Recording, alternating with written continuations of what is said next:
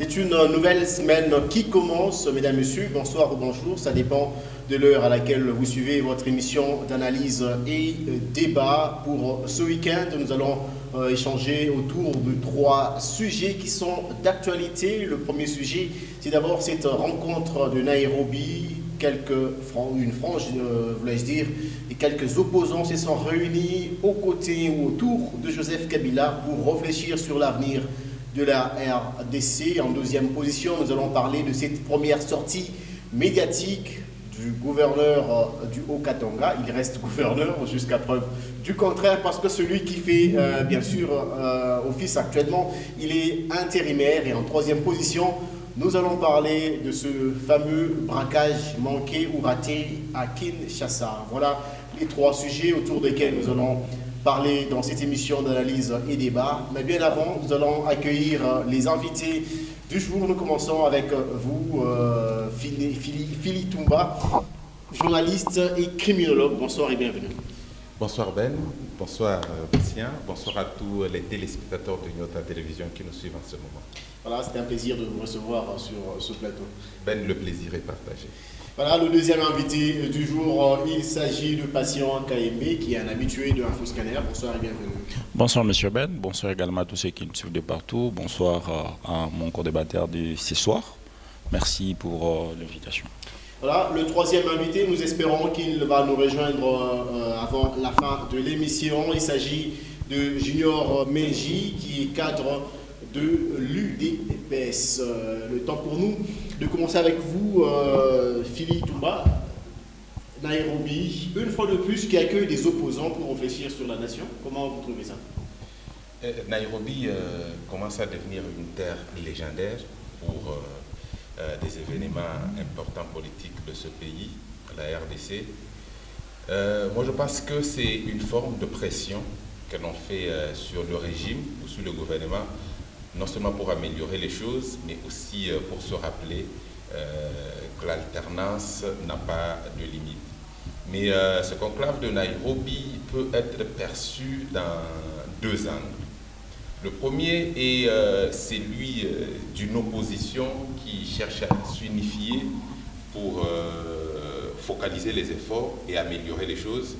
Mais l'autre angle, c'est le défi de légitimité. Parce que quand vous regardez ceux qui se sont réunis autour de Joseph Kabila, vous allez vous rendre compte que la plupart sont ceux qui ont travaillé avec lui au FCC alors qu'ils étaient au pouvoir. On se rend compte qu'il y a des figures majeures de l'opposition qui n'ont pas pris part à ces assises. Notamment Moïse Katumbi, Martin Fayoulou et Jean-Marc Kabound et tous les autres. Vous vous rendez compte qu'au lieu de dynamiser ou redynamiser l'opposition, ça risque de créer encore une forme de fissure, de séparation au sein de l'opposition. Un autre point faible, c'est que la communication, il y a eu un fort déficit de communication. On nous a donné l'impression que tout était fait pour et autour de Joseph Kabila, alors que tout le monde a ces ambitions-là de diriger ce pays, de devenir président de la République, mais on a l'impression que tout le monde concourt au retour de Joseph Kabila, ce qui peut créer de la réticence aux autres opposants, notamment les figures que nous avons citées ici, qui ont les mêmes ambitions, non seulement pour avoir été candidat président, mais aussi pour présenter ses ambitions permanentes de diriger ce pays. Alors moi je pense qu'il y a eu des erreurs, non seulement de communication, mais aussi de la configuration. Et déjà, quand vous allez voter Joseph Kabila comme président de la plateforme, un ancien président, 18 ans de pouvoir, mais aussi un condamné à mort. Alors, on risque d'assimiler toute la plateforme à la rébellion, parce que Joseph Kabila lui-même déjà est accusé il a été condamné par la justice. Voilà, de collaboration avec la rébellion. Moi, je pense que la stratégie aurait été celle de promouvoir quelqu'un d'autre, non seulement qui est populaire, mais qui répond aux critères de légitimité. Ça veut dire quelqu'un sur qui il n'y a rien qui pèse. Un passé irréprochable. Parce qu'aujourd'hui, on va dire, sauvons la RDC avec les mêmes personnes qui ont dirigé pendant 18 ans et qui n'ont pas pu sauver le Congo. Et vous allez vous rendre compte qu'on est en train de renforcer, parfois permettez le terme, les bêtises du régime. Parce qu'à chaque fois qu'on va chercher à reprocher quelque chose au régime, le régime va dire, vous, quand vous étiez au pouvoir, vous avez fait la même chose. Même si ce n'est pas une justification, mais moi je pense qu'on aurait pu trouver mieux pour faire encore plus la pression sur les régimes, mais aussi donner de l'espoir de l'alternance à la population qui attend un nouveau souffle. C'est vrai que Joseph Kabila n'a pas été pire sur tous les points, ou ceux qui vont venir ne seront pas mieux que Joseph Kabila, mais l'humanité tout entière, naturellement, a besoin du changement, a besoin du nouveau. Avant qu'on parle de Nairobi, vous avez évoqué un point par rapport à tous ceux qui se sont réunis autour de Joseph Kabila par rapport à leur sort. Il y a notamment cette Kikouni qui, dans un tweet, premièrement, il manifeste cette volonté de rentrer au pays sans craindre. Est-ce qu'il n'y a-t-il pas des risques que ceux qui ont pris part à ce conclave soient traduits en justice? Depuis des années, même depuis la période de Mobutu, vous allez vous rendre compte que la plupart des acteurs politiques de la RDC vivent sur base des shows. C'est plus les politiques qui jouent la star qui sont promus. Et cette Kikouni a déjà compris cette stratégie. La politique congolaise, c'est plus ceux qui parlent beaucoup, ceux qui font du show, qui sont vus et qui sont promus. Que ce soit ceux qui sont au gouvernement et ceux qui sont en dehors du gouvernement, ça veut dire à l'opposition. Et cette Kikouni a déjà cette perception. Il connaît comment la population congolaise, le peuple congolais réagit. Et c'est comme ça qu'il est en train de chercher aussi ces choses. Vous savez qu'en RDC, il y en a même des politiciens ou des opposants qui vont jusqu'à commettre de bêtises pour être arrêtés, pour prendre de l'ampleur dans la politique. Et il est dans cette logique-là. Il est dans cette logique de créer un nom sur base de la victimisation. Et moi, je pense que si le régime veut lui donner plus de poids, il faut qu'on l'inquiète à son retour. Alors là, il aura réussi sa mission. Parce que si on les laisse, je pense qu'il va regretter de n'avoir pas été menacé. Parce que c'est tout ce qu'il veut. C'est tout ce qu'il veut. Moi, je n'ai pas vu quelqu'un dire que tous ceux qui sont allés... Parce que le conclave de Nairobi reste un événement politique.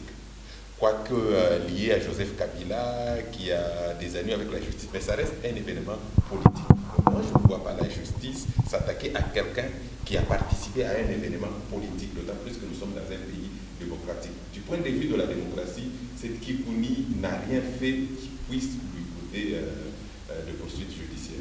Patient KMB, nous revenons à vous. On a vu quand même la réapparition presque de Augustin Matata Pogno, lui qui a été annoncé porté disparu, enlevé, je ne sais pas moi, peut-être le terme qu'il faudra utiliser à ce niveau-là. Finalement, ou bizarrement, ou curieusement, l'homme réapparaît. Il fait sa réapparition aux côtés de Joseph Kabila. Vous savez, je mets le mot que mon co-débatteur a employé sur, par exemple, et en parlant du populisme. Même Matata Pogno, c'est quelqu'un qui joue au populisme aujourd'hui. Parce qu'il veut à tout prix prouver aux autres que non, lui aussi, il est toujours dans la... En rapport avec ce conclave, moi je me dis, et je me pose plusieurs questions, moi je me dis c'est leur cérémonie. Leur cérémonie qu'ils ont faite. C'est-à-dire qu'ils se sont dit, entre nous, un club des amis, comme on a dirigé pendant 18 ans, comme on a détourné pendant 18 ans, comme on a volé pendant 18 ans, réunissons-nous. Ils ont volé. Mais écoutez, ces gens-là, ils ont détruit les pays. Vous ne tombez pas par hasard dans des accusations fortuites et tout ça. Ils nous ont volé 18 ans. Ils ont volé qui? Notre État d'abord. Ils ont dirigé par contre, mais ils n'ont pas volé. Non, mais le problème c'est quoi? Ils ont dirigé en faisant quoi? Ils ont dirigé le pays, vous avez vu ce qu'ils ont fait. C'est inquiétant de voir qu'aujourd'hui, il y a des gens qui peuvent encore parler de Joseph Kabila dans ces pays. Alors même dans la logique la plus simple et normale. Il reste quand même dans l'histoire du pays. Il reste dans l'histoire du pays. Le pays. Même la Bible nous réclame de laisser le passé. Mais le passé, son temps est déjà passé.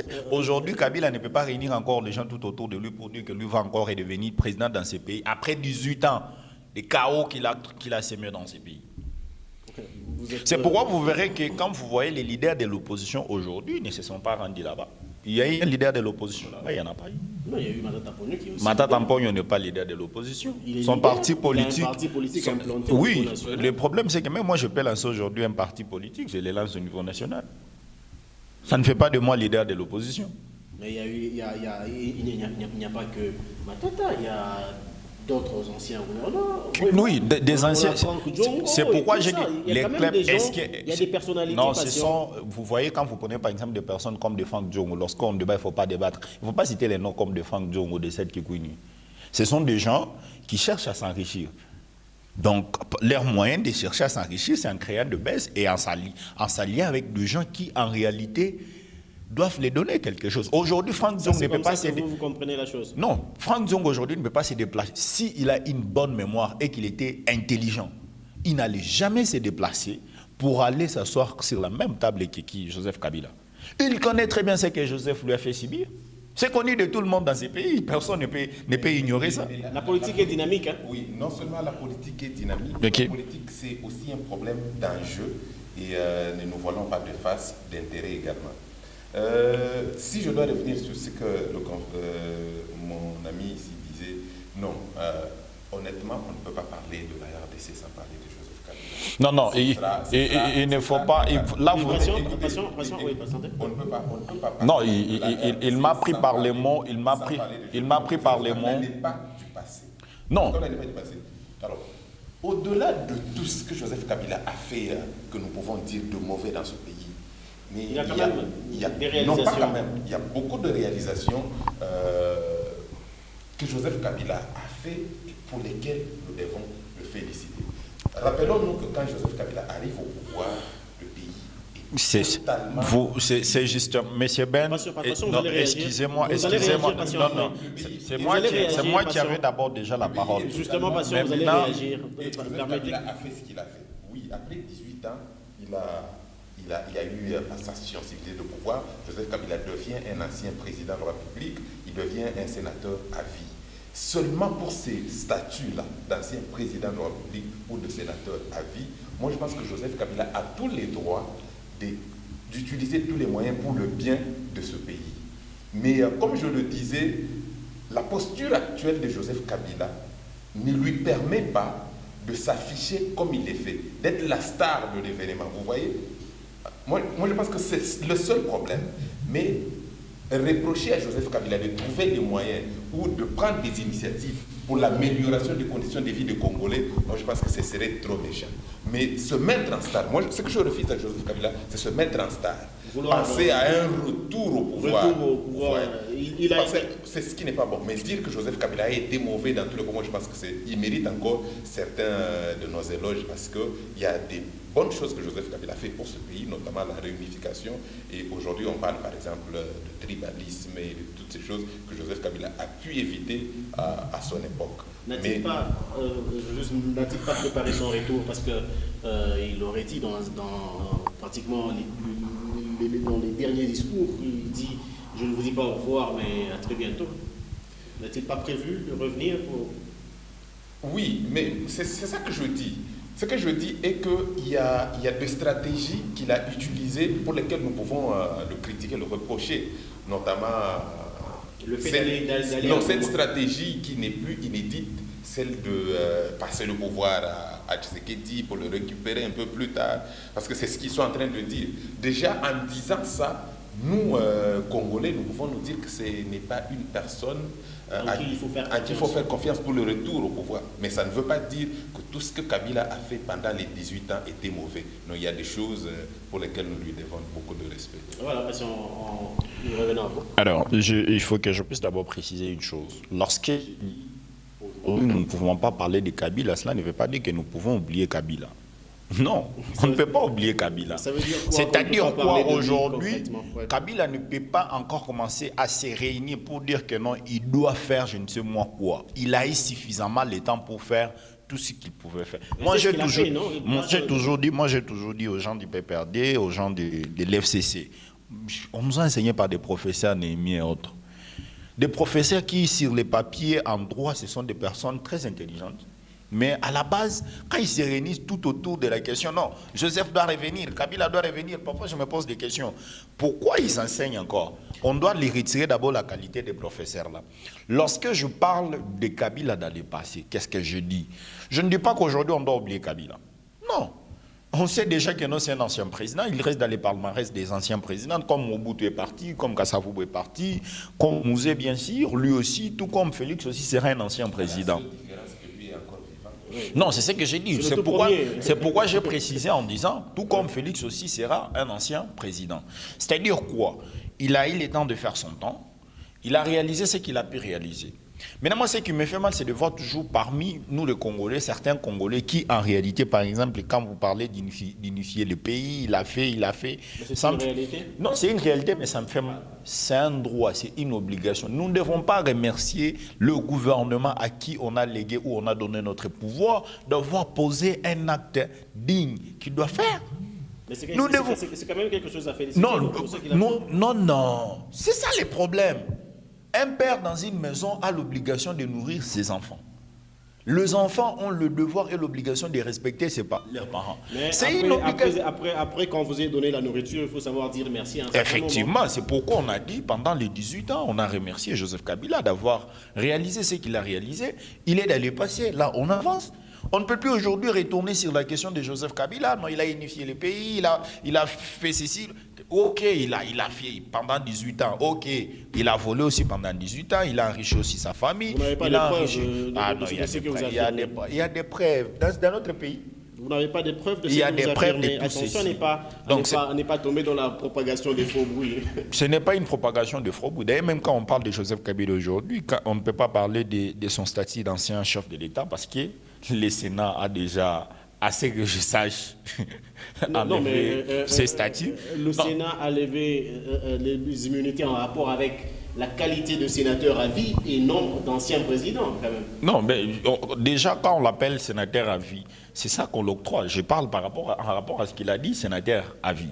Est-ce qu'indirectement, vous ne dites pas que, donc, pour vous, il n'est plus ancien...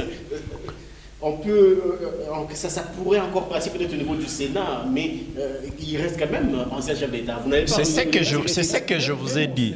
C'est ce que je vous ai dit. Retirer les immunités à quelqu'un, ça ne veut pas dire qu'on lui enlever la qualité de sénateur. Non, c'est différent. C'est différent. Lui enlever les immunités, ça veut dire le rendre vulnérable à la justice, permettre à la justice de le poursuivre. Mais quand on dit sénateur à vie, là, il faut un retour sur la Constitution pour lui enlever cette qualité de sénateur à vie. Je pense que je suis très clair dans mes mots. Exactement. Je l'ai dit et je le répète. Joseph Kabila, c'est un passé. Aujourd'hui, nous devons voir les perspectives de l'avenir pour notre pays.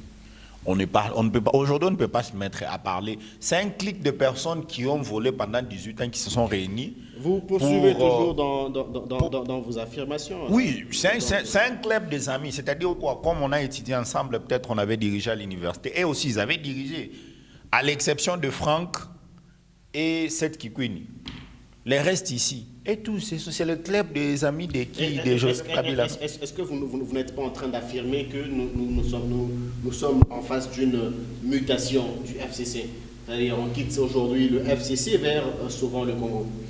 Non, nous ne sommes même pas en face d'une mutation, non. Nous sommes en face d'un club d'amis qui ont dirigé et volé, détourné et tout ce qui va avec, qui se sont dit, bon, qu'est-ce qu'on va faire? Cherchons un bel endroit où nous allons nous réunir pour faire notre cérémonie, afin qu'on soit à la page, à l'actualité. Quel crédit accorder au conclave? Il n'y a pas de crédit accordé au conclave. Si j'allais accorder des crédits à ce conclave, s'il y avait au moins la présence de Moïse Katumbi, Jean-Marc Abound, Délice Sanga, Martin Faïlou, c'est ça l'opposition. Parce qu'aujourd'hui, moi, je me plains pour l'opposition en général. Là, j'incline même ensemble ici des autres. L'opposition aujourd'hui n'est pas en mesure de se réunir pour leurs propres intérêts. C'est pourquoi aujourd'hui, la population, j'ai aimé ce que mon co-débatteur a dit, aujourd'hui, l'opposition ne donne même plus le goût de les accompagner. Pourquoi? Parce que chaque opposant représente ses intérêts. Là, il trouve ses intérêts, il s'en va. Là, il trouve ses intérêts. Aujourd'hui, cette Kikwini qui, en réalité, voulait déboulonner Joseph Kabila en 2018, aujourd'hui, il est là pour chercher du buzz. Et puis, je demande au service des renseignements, s'il vous plaît, lorsque ce monsieur-là va rentrer, ne vous intéressez même pas à lui, laissez-lui. Ne lui donnez pas du gaz pour rien, laissez-lui. Laissez-lui faire ce qu'il pense que non, il est populaire ou je ne sais pas. Laissez-lui faire sa vie là.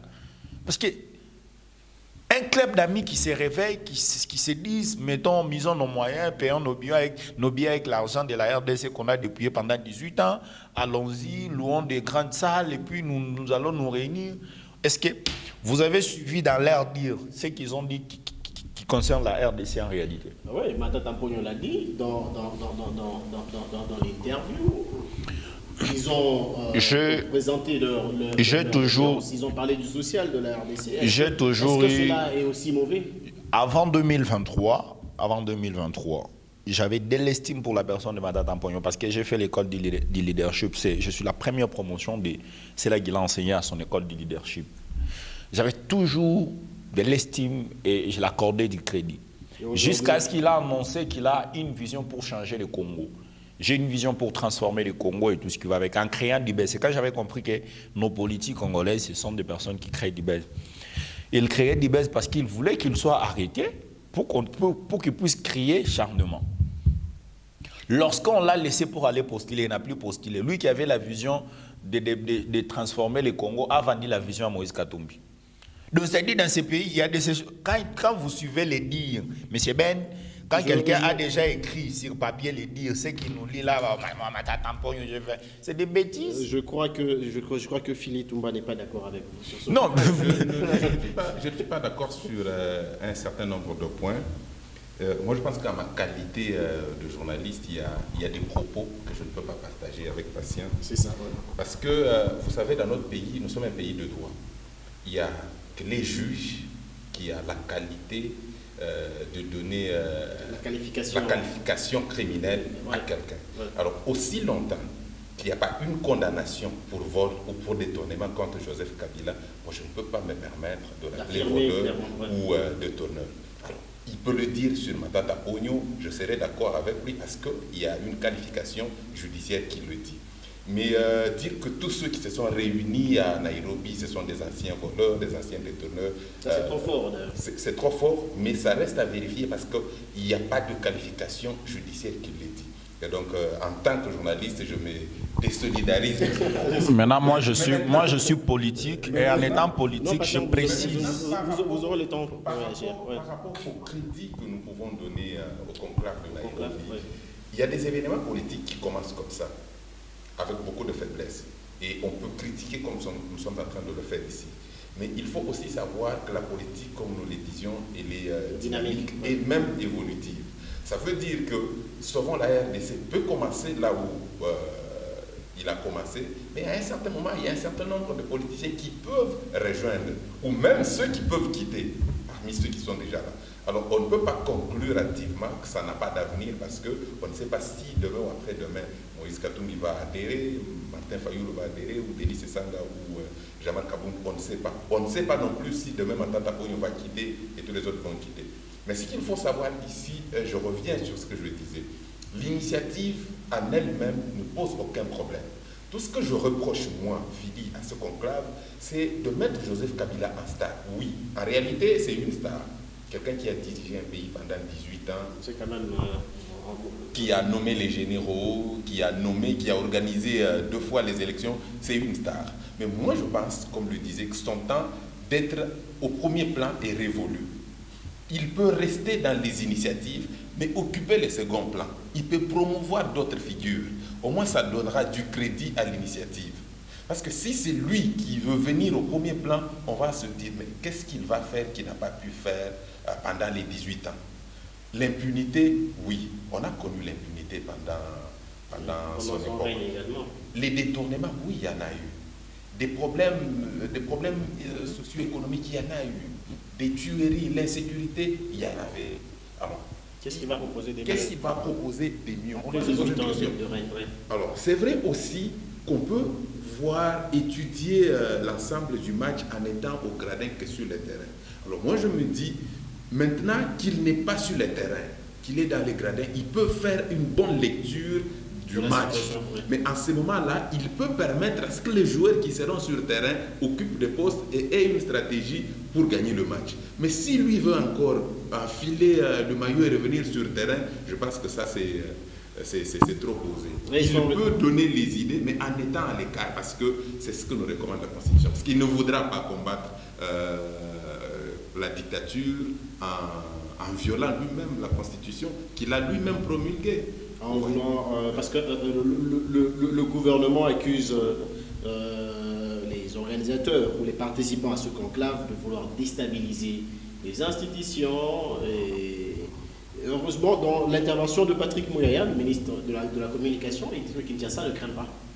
Il se prépare quand même à toute éventualité. Non, ces mots-là, déstabiliser et ainsi de suite, ce sont des mots que nous entendons depuis l'époque de Mobutu.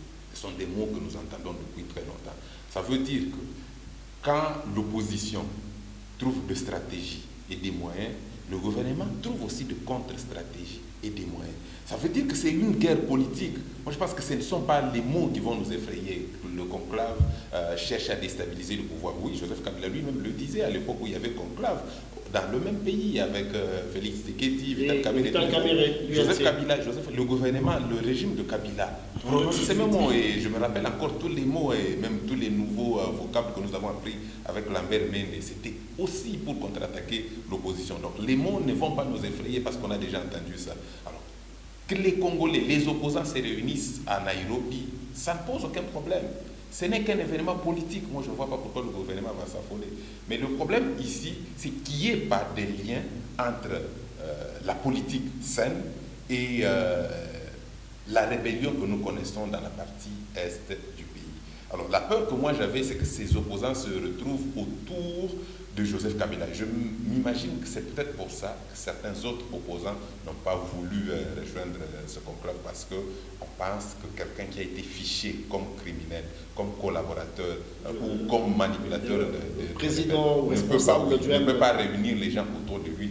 Tout le monde serait peut-être considéré comme rebelle. Je pense que c'est pour ça que les autres opposants qui veulent faire la politique saine n'ont pas voulu rejoindre le conclave de Nairobi. Mais l'événement politique en soi, jusqu'à preuve du contraire, ne pose aucun problème. On va prendre patient Kayembe. J'aimerais que nous revenions sur la ville elle-même. Je voudrais parler ici de Nairobi comme étant cette contrée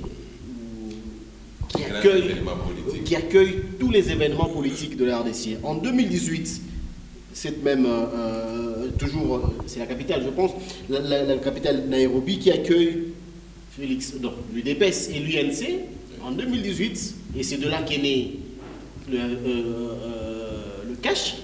Et aujourd'hui, c'est l'opposition qui se retrouve encore dans cette même ville. Cela ne peut pas avoir des conséquences du point de vue diplomatique. Est-ce que les relations Nairobi-Kinshasa vont rester les mêmes? Bon, je pense que vous avez énuméré et souligné depuis toutes ces années, et de là qu'est né FCCK et tout ce qui est avec. Je crois, dans le pays, les relations n'ont jamais été amicales. Ce sont les intérêts. Si aujourd'hui, Nairobi représentera, je ne sais moi, les intérêts pour la RDC, on sera toujours partant. Mais si elle ne représente pas, c'est ce que moi j'ai toujours demandé au gouvernement en place, en rapport avec les pays voisins, ou soit les autres pays qui nous fixent les yeux, c'est qu'il n'y a pas amitié dans deux pays. Il n'y a pas la fraternité entre pays.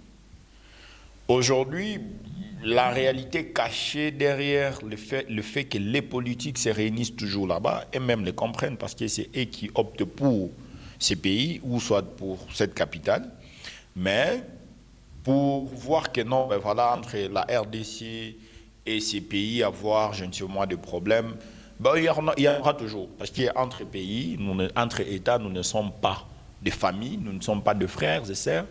Il n'y a que les intérêts qui peuvent nous permettre à marcher ensemble. Si aujourd'hui, l'intérêt est que les politiques se réunissent là-bas et qu'ils trouvent leurs intérêts là-bas, moi je pense que c'est là n'engage que et il n'y a pas de problème entre pays. Moi, personnellement, à ces sujets.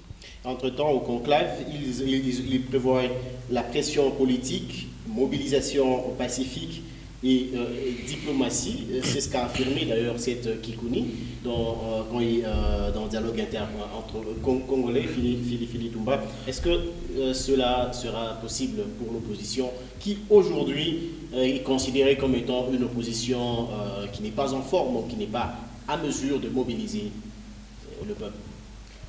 Non, en fait, le peuple aussi adhère à des initiatives qui lui garantissent un avenir radieux.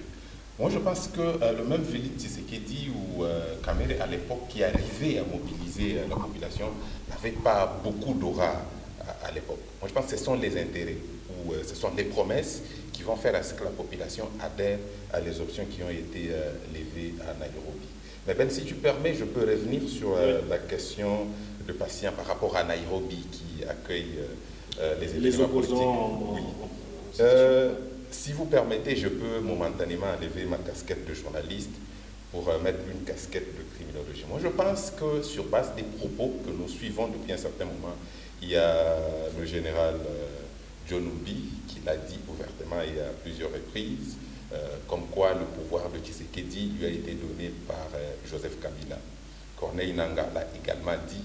Il y a beaucoup d'autres opposants aux membres du FCC qui ont affirmé que c'est Joseph Kabila qui a cédé le pouvoir à Félix Tshisekedi.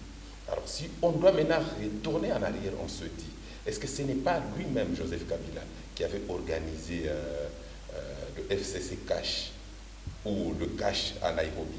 Parce que si Félix Tshisekedi, qui au départ n'était pas partant pour les élections, selon lui, les élections déjà truquées en avance par le régime Kabila, et ainsi de suite. Et puis à un certain moment, il s'est rétracté, il a dit qu'il allait partir aux élections avec ou sans machine à voter. Alors, à un certain moment, il y a eu une plateforme, la MOCA, qui a désigné Martin Fayulu comme candidat président, que tous les autres devaient soutenir. À un certain moment, Félix Tshisekedi va se rétracter et il sera accompagné par Vital Kamerhe à Nairobi. Alors, si on doit revenir en arrière, on se dit, est-ce que tout cela n'a pas été planifié par Joseph Kabila lui-même? Je vous dessine un scénario. Joseph Kabila qui s'est dit, je ne peux pas donner le pouvoir à Martin Fayulu. Je ne peux pas céder le pouvoir à Martin Fayulu ou à Moïse Katumbi. Du fait que Moïse Katumbi, après tout ce qu'il a subi dans mon régime, il peut se venger sur moi une fois qu'il est au pouvoir. Martin Fayulu, vu son extrémisme, il peut faire également la même chose. Quelqu'un qui peut collaborer, qui peut me laisser vivre pendant un moment en paix, c'est Félix Tshisekedi. Décidons-nous de lui céder le pouvoir. Comment on va procéder?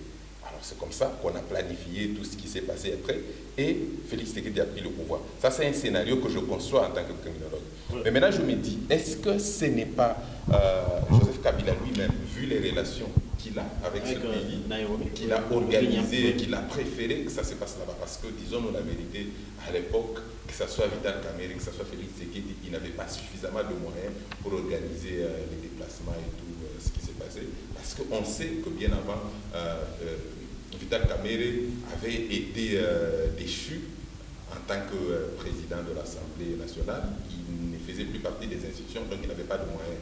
Félix Tshisekedi aussi, on sait qu'il n'avait pas suffisamment de moyens, il venait du Canada, ainsi de suite. Alors moi je me dis que Joseph Kabila lui-même a financé tout ce qui s'est passé à Nairobi parce qu'il avait une bonne relation avec le Kenya. Je pense que c'est pour ça que ça se passe là-bas. Ce sont des pays où Joseph Kabila se sent en sécurité. Voilà, Philly, est-ce que peut-être pour terminer avec ce sujet, parmi les propositions faites lors de ce conclave, on a vu clairement que les 12 propositions qui avaient été faites par Joseph Kabila lors de son adresse à la nation ont été comment je dirais, retenues. Mais aujourd'hui, j'aimerais que nous puissions parler du dialogue national, qui est aussi une proposition faite dans ce conclave. Est-ce que ce dialogue sera-t-il possible avec la condamnation de Joseph Kabila? D'abord, pour revenir sur les 12 propositions, moi, je ne sais pas pourquoi tout le monde appelle ça proposition, parce que moi, je n'avais pas vu les propositions. J'ai vu que Joseph Kabila a énuméré les problèmes. Ce sont des problèmes d'après lui. Il a énuméré le problème. Parce que quand on dit, par exemple, réunifier le pays, il ne dit pas comment. rétablir la souveraineté nationale. Il n'a pas dit exactement comment. Donc, ce sont des problèmes en fait, qu'il a énumérés, les défis qu'il a énumérés. Donc, il n'y a vraiment pas de proposition que Joseph Kabila a faite sur lesquelles nous allons discuter. Mais maintenant, par rapport au dialogue national, moi je pense que le dialogue devrait d'abord être permanent. Dans un pays qui traverse la situation que nous traversons, le dialogue est permanent. Vous allez vous rendre compte que la RDC a des conflits non seulement à l'interne, mais aussi à l'extérieur. Régional et international. Alors, plus qu'il y a ces conflits à l'interne, c'est comme ça que ceux qui nous convoitent de l'extérieur peuvent utiliser ceux qui sont en conflit à l'interne pour déstabiliser le pays.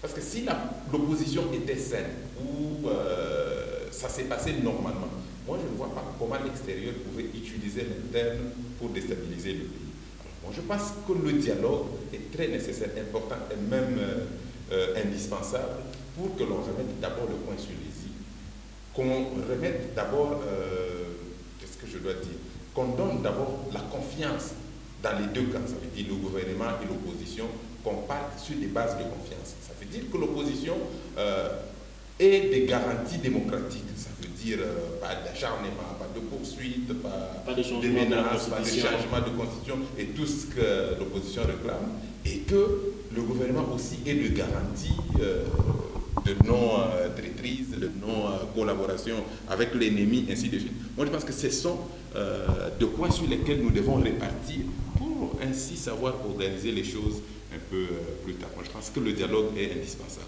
Patient, que dites-vous de cette proposition en rapport avec le dialogue national? Bon, je pense que mon co-débatteur a tout dit. Il n'y a pas grand-chose à ajouter. Moi, je vous dis, je suis politique, moi je ne suis pas journaliste.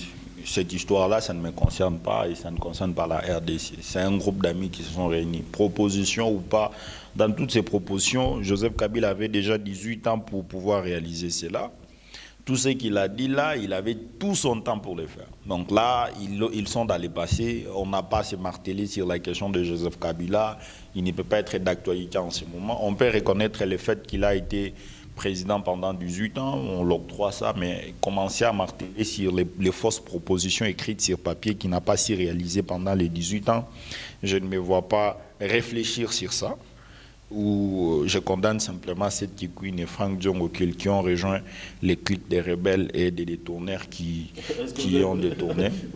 Vous êtes sûr qu'ils ont rejoint les rebelles? Non, mais bien vous le dites par Joseph Kabila, jusqu'à preuve du contraire, Joseph Kabila a été condamné comme le chef des rebelles. Les chefs des rebelles, les rebelles, non? Mais au même moment, le gouvernement de la RDC négocie avec ces mêmes rebelles à Doha. Non, écoutez, c'est ce que je vous dis. Moi, indirectement, qu'il négocie aussi avec Joseph Kabila. Non, mais le problème, c'est quoi? Moi, je parle de cette Kikouni qui, en réalité, peut avoir des devenirs politiques. Mais pour vous, le fait que cette Kikouni ait pris part à ce conclave, automatiquement, il a rejoint les rebelles. Mais quand vous mangez avec un rebelle, vous êtes qui? Moi, j'ai toujours posé la question aux gens qui disent que non, à l'est du pays, ceci, cela, ce ne sont pas des rebelles et tout ce qui va avec. Mais nous, les personnes normaux, nous qui n'avons pas de liens ou soit des relations avec les rebelles de là, il faut se déplacer pour te rendre à l'est du pays facilement, non? Si tu vas rentrer vivant, on peut te décapiter, non? Donc c'est pour dire quoi? Lorsque toi tu pars siéger avec une personne qui tue les Congolais, qui est-il? Est-ce que vous avez des preuves que c'est Kabila qui tue les Mais est-ce que c'est moi qui ai dit? C'est la justice. La justice elle-même, elle a dit quoi? Joseph Kabila est le chef des rebelles. Est-ce que cette justice va présenter des preuves? Est-ce que moi je suis le juge en charge de ces dossiers? Nous, moi et vous. Vous n'êtes pas juste pourquoi affirmer des choses? J'affirme ce qu'ils ont affirmé. Lorsqu'ils ont conclu en disant, écoutez, Joseph Kabila est le chef des rebelles, il doit payer ça, il doit être condamné à mort et tout ce qui va avec.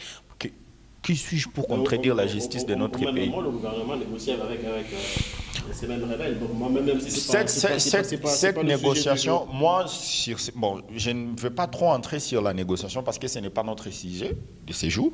Si j'aimerais bien aborder cette question, je vais condamner le président Félix. Parce que le président Félix, il est trop pacifique. Il est trop bon. Hein?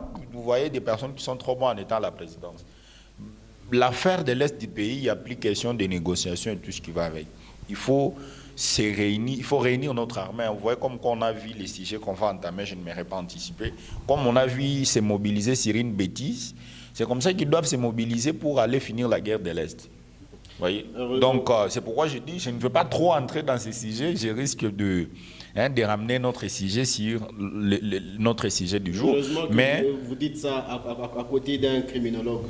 Voilà, c'est pourquoi je dis, vous voyez, c'est ça que je dis.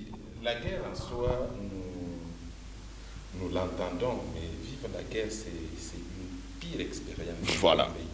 Donc, moi, je ne pense pas que la guerre soit une option facile à prendre comme ça. Et ce n'est pas parce qu'on est faible ou qu'on est trop bon qu'on doit privilégier les négociations à la guerre. Parce que commencer une guerre, c'est une chose. Savoir quand est-ce qu'elle va finir, c'est une autre chose. Et l'impact d'une guerre, vous allez la sentir. Parce que là où on ne sent rien, l'impact d'une guerre, vous allez la sentir. Parce que la guerre demande beaucoup de moyens. Les moyens que nous n'avons pas. La guerre, c'est beaucoup de dégâts. Non, ces moyens-là, on l'a, c'est juste que le gouvernement n'a pas un bon cœur et ce sont des détournés. C'est beaucoup de dégâts, surtout quand la guerre se passe chez vous. Ouais. C'est beaucoup de dégâts. Du point de vue infrastructure, il y a des dégâts. Et c'est des années de reconstruction que vous allez vivre après la guerre. Donc, je ne vous souhaite pas de vouloir la guerre parce que c'est... Moi, je souhaite vouloir la guerre parce que la guerre de l'Est nous a été imposée. Tellement qu'elle nous a été imposée, on a besoin d'un homme fort qui se détermine et dit on doit finir cette guerre, à la guerre comme à la guerre. Pas histoire là d'aller négocier avec des personnes qui en réalité, vous êtes en train de négocier ici, là-bas ils sont en train de tuer. Aujourd'hui, je peux dire nous sommes dans deux pays différents parce que Corneille Nangaa est en train d'organiser son gouvernement. Il avait appelé les jeunes candidats à venir postuler pour la magistrature. Jusqu'à preuve du contraire, la RDC reste unie. Non, c'est ce que j'ai dit. La partie est occupée, certes, par... non, mais Corneille Nangaa est en train de... Non, mais écoutez, pour ça, c'est ce que j'ai dit. On a l'impression d'être dans deux pays, alors que nous sommes dans un seul pays. Et cette impression, pour qu'elle finisse, il faut que le président de la République puisse prendre des bonnes décisions. D'ailleurs, il lui reste 2 ans et demi. Donc, il faut qu'il puisse prendre des bonnes décisions pour en finir ou soit... Parce que lui, il avait dit... Moi, jusqu'à aujourd'hui, les gens me posent toujours des questions par les journalistes. Est-ce que Félix a déjà réussi même à réaliser? J'ai dit non, parce que lui-même, de sa propre bouche, a promis qu'il y a aussi longtemps que je n'ai pas encore fini la guerre de l'Est. C'est-à-dire, je n'ai pas encore réussi mon mandat. Ses propres mots, je suis derrière ça. Voilà, nous allons laisser ce premier sujet pour rester à Kinshasa. Bloqué pendant plus de 2 mois dans la ville-province de Kinshasa, la capitale de la RDC, le gouverneur du Katanga, je ne sais pas si je me suis trompé en disant le gouverneur, mais je sais qu'il reste gouverneur jusqu'à preuve du contraire. Il n'y a pas eu élection ou nomination parce qu'il n'y a que celui qui joue l'intérim dans la province du Katanga. Je voudrais parler de Jacques Kaboula qui a fait cette première sortie médiatique. Voici le condensé que nous propose Jacques Kaboula. C'est un gouverneur qui semble régler ses comptes. Depuis Kinshasa où il est retenu, Jacques Kaboula dit avoir été victime d'un complot politique. Selon lui, certains acteurs auraient manipulé ses propos tenus lors d'une marche de soutien au chef de l'État à Lubumbashi pour les discréditer. Il y a des complots qui se trament. Je suis gouverneur, j'occupe des fonctions qui sont enviées de beaucoup de gens et donc c'est normal que les gens se liguent pour me mettre en difficulté. L'ancien ambassadeur itinérant Dani Banza, aujourd'hui installé en Europe, est accusé d'avoir orchestré cette campagne via plusieurs figures politiques locales. Jacques Kaboula estime que celui qui fut autrefois l'interface du chef de l'État au Katanga a failli sa mission. Et sans doute, ceux qui étaient en lice ou en compétition avec nous et se sont vus en difficulté et ils ont commencé à mener une campagne. Et cette campagne-là, ils ont mis assez de moyens pour nous déstabiliser. Vous avez un nom? Vous avez des noms? Mais oui. Je citerai l'ambassadeur Dani Banza, qui a mis assez de moyens à la disposition, malheureusement, d'un sénateur de l'UDPS, qui est Dani Kabongo, mais aussi d'autres acteurs sur terrain, pour premièrement tirer mes propos du contexte et dénaturer. Rappelé à Kinshasa après son meeting du 30 juin à Lubumbashi, le gouverneur du Haut-Katanga affirme que ses propos sur Joseph Kabila et Corneille Nangaa ont été sortis de leur contexte. Le discours a été coupé. Et que le discours a été extirpé de son vrai contexte. Depuis que nous avons pris l'option de marcher aux côtés de l'UDPS, l'ancien ambassadeur du chef de l'État, à cette époque bien sûr comme ambassadeur, il a commencé à nous faire la guerre de manière ouverte. Aujourd'hui, quand nous le suivons dire qu'il veut rentrer et qu'il voudrait que la population du Haut-Katanga et de toute la région du Katanga puisse l'accueillir et soit derrière lui, et donc nous disons que c'est faux. Il promet de rester calme mais déterminé face à ce qu'il qualifie de campagne d'intoxication politique. Jacques Kabila reste pour l'instant à Kinshasa, tandis que son adjoint assure l'intérim à la tête de la province du Haut-Katanga. De son côté, Dani Banza, qui prévoit son retour au pays, n'a pas encore réagi publiquement à ces accusations. Je vais parler de la gouverneure de Tanganyika qui a été totalement... Madame Julie. Voilà, c'est la toute première sortie médiatique de Jacques Kabila Katumbi, gouverneur du Haut-Katanga, bloqué à Kinshasa depuis près de 2 mois dans la ville-province de Kinshasa, Fili Toumba. Jacques Kabila qui lance des messages forts, parmi lesquels la nécessité de préserver les acquis de stabilité dans la région du Katanga. Oui, moi je pense que sa sortie médiatique, je ne dis pas qu'elle est totalement ratée ou inopportune, parce que dans ses propos, il y a des messages forts et des messages même bien, parce qu'il a fait un appel important à la paix et à l'unité. Il a aussi voulu qu'on conserve les acquis du développement et tout ce qui est bâti dans la province du Haut-Katanga. Mais je me dis, est-ce qu'en disant ça, il pense que conserver les acquis, ça nécessite sa présence, lui seul, ou on peut conserver les acquis avec quelqu'un d'autre? Moi, je pense que notre constitution est claire à ces sujets. Quand on choisit un gouverneur, on vote un gouverneur, on le vote sur une liste avec un vice-gouverneur. Un vice-gouverneur n'est pas un adjoint du gouverneur. Un vice-gouverneur, c'est un gouverneur avec les mêmes fonctions, mais qui ne les applique qu'en cas d'absence du gouverneur. Ça veut dire qu'il n'y a pas de vide institutionnel dans la province du Haut-Katanga. Nous avons un gouverneur. Ça veut dire que Martin Kazembe, bien qu'il a été désigné comme intérimaire par le vice-premier ministre de l'Intérieur, il ne travaille pas, il ne représente pas Kabila, non. Il représente la province. Il a le droit. Il est intérimaire de plein droit. C'est prévu dans la Constitution, c'est prévu dans la loi fondamentale portant l'organisation des provinces.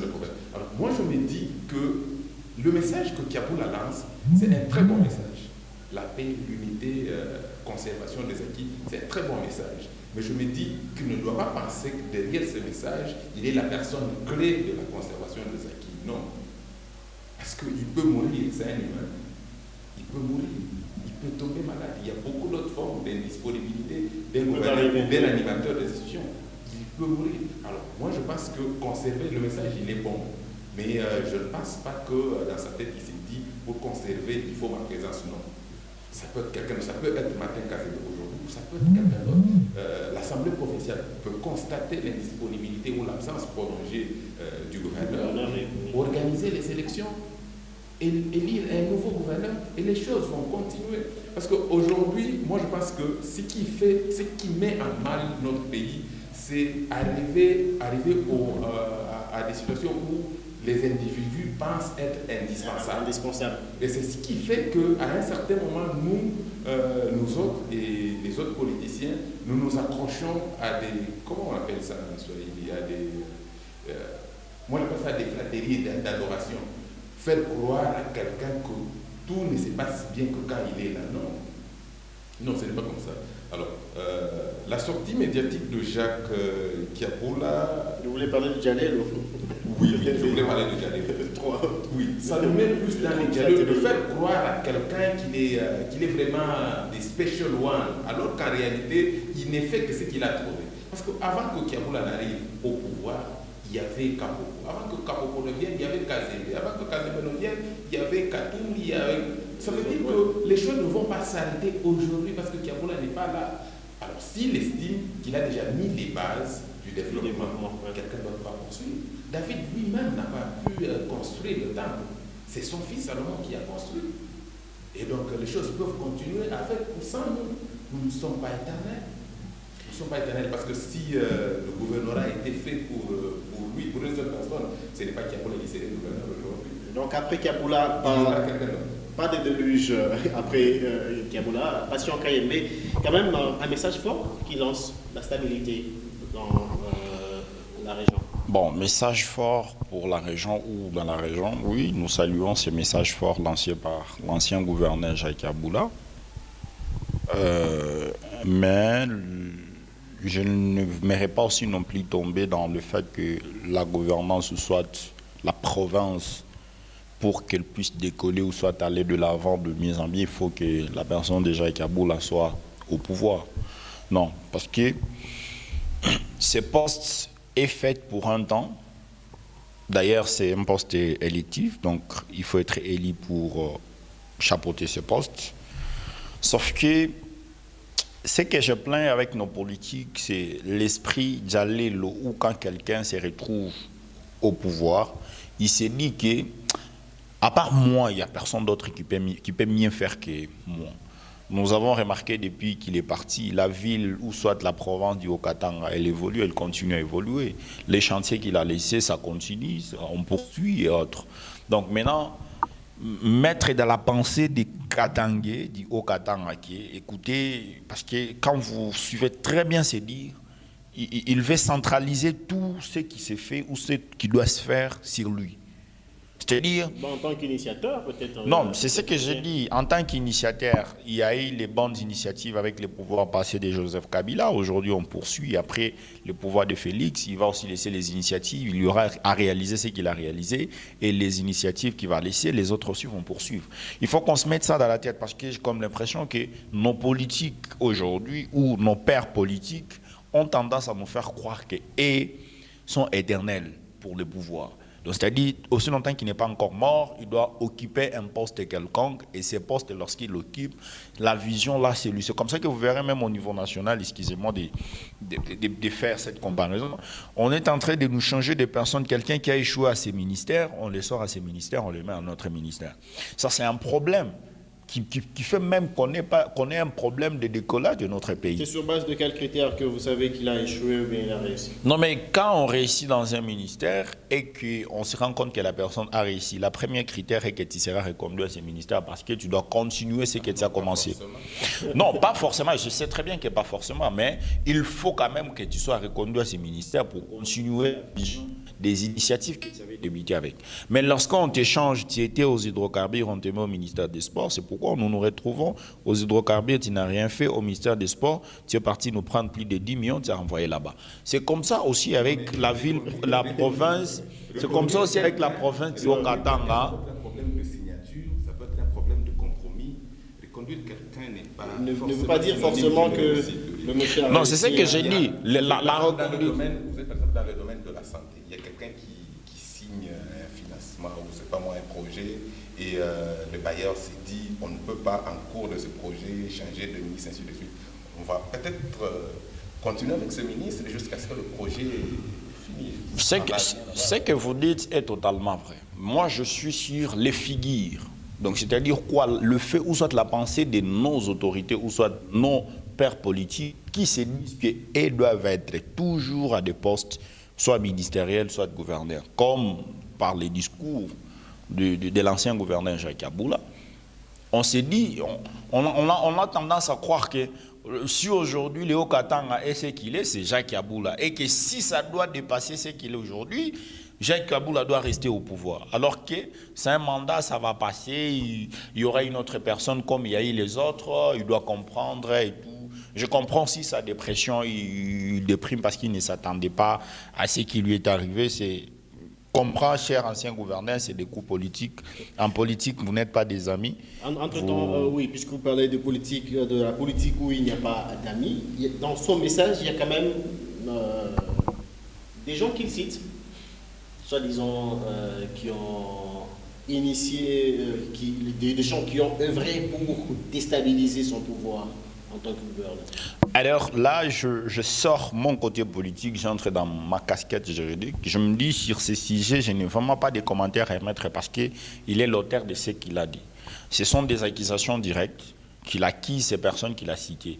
Si il s'est dit que non, voilà, les personnes qui ont fait, ou soit qui ont poussé à cette décision, ce sont ces personnes, oui, qui puissent ouvrir la procédure normale de peut-être les poursuivre en justice et tout ça. C'est pourquoi je parlais du populisme, du dialolisme dans ce qu'il dit. Parce que si et seulement si tu reconnais que ce sont ces personnes, c'est-à-dire tu as des bonnes informations qui te rassurent que ces personnes t'ont réellement fait ces coups.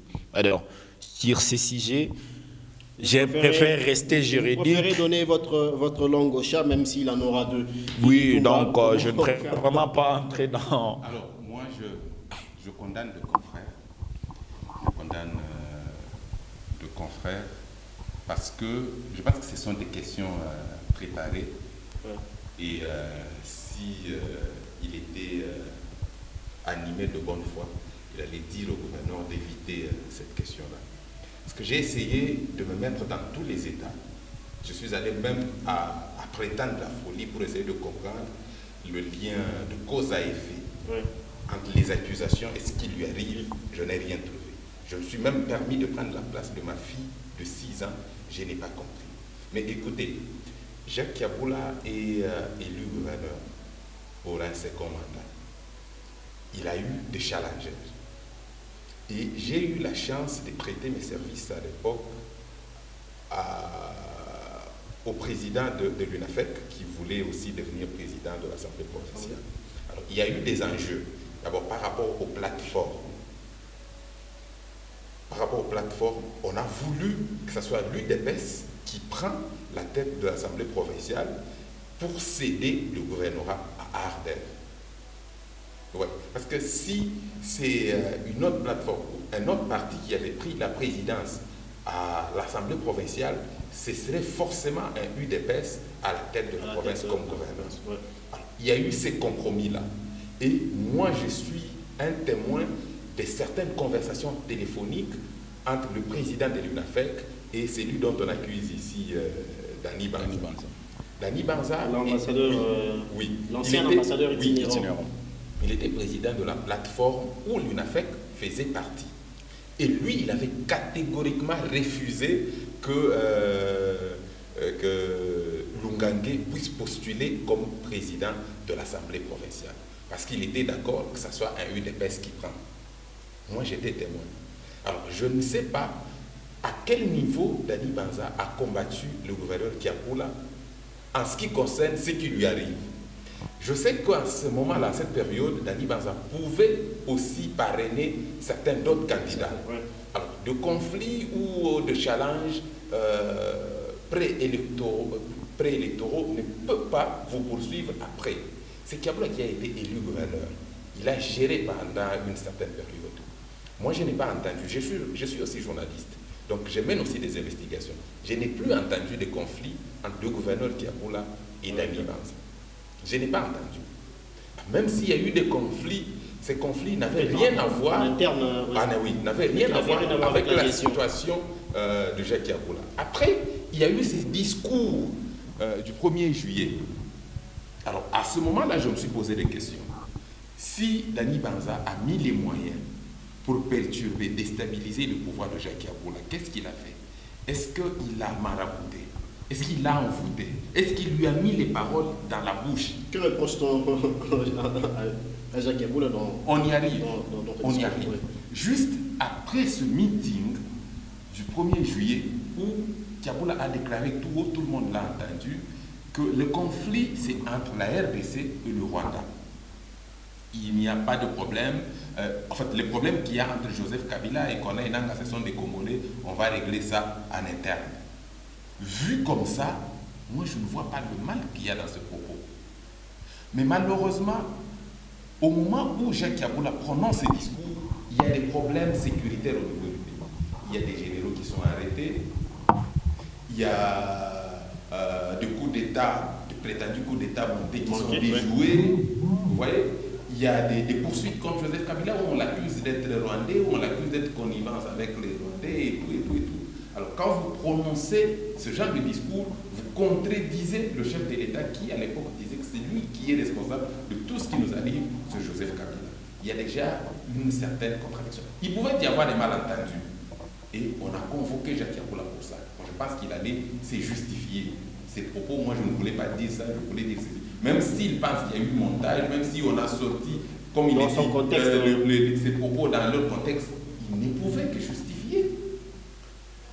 1 ou 2 jours, je crois qu'il s'est rendu à Likasi et puis il a disparu.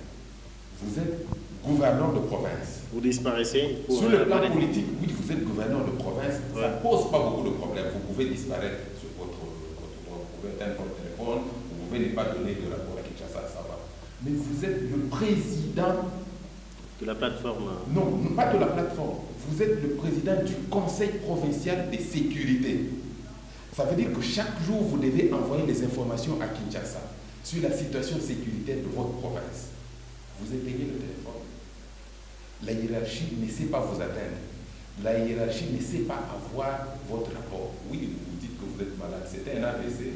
C'était une folie. C'était une crise cardiaque. Vous étiez dans le coma. Qu'est-ce qui vous a empêché pendant 7 jours de ne pas être joignable? Vous n'êtes non seulement joignable, mais non localisable.